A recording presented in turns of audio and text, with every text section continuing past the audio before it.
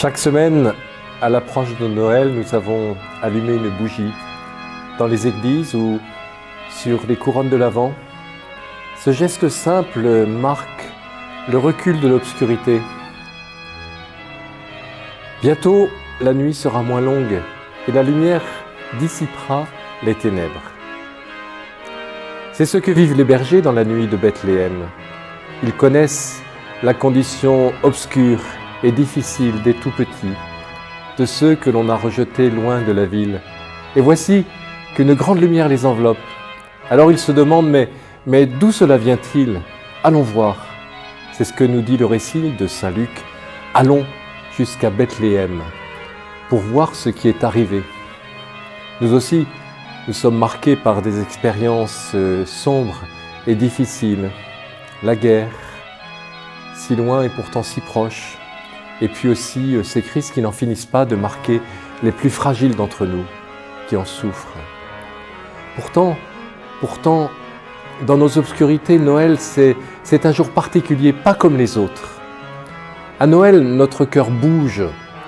Chacun cherche à faire plaisir. Les familles se retrouvent. C'est la joie de Noël. Comme les bergers de Bethléem, nous cherchons alors à comprendre ce qui nous arrive. D'où vient ce désir de paix qui nous anime? D'où vient la bonté de ceux qui se mettent en quatre pour que ce soit Noël pour tout le monde? Oui, d'où cela vient-il? Il vous est né un sauveur, dit le récit de l'Évangile. Il vous est né un sauveur. Dieu s'est fait connaître, il se donne. Voici que le grand amour de Dieu n'est pas resté enfermé dans un ciel inaccessible.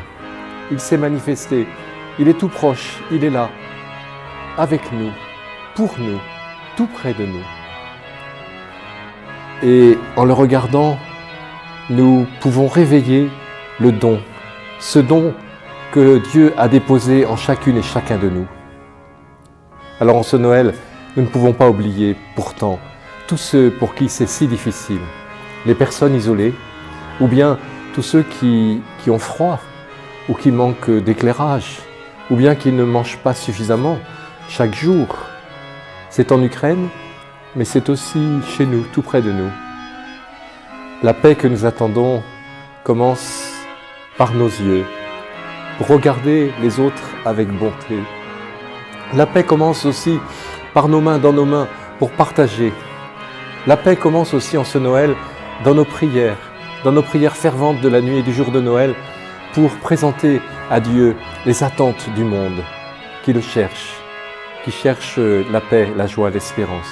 Alors oui, qu'il nous ouvre à tous de bons chemins d'espérance et qu'il nous donne la joie et le courage de les parcourir.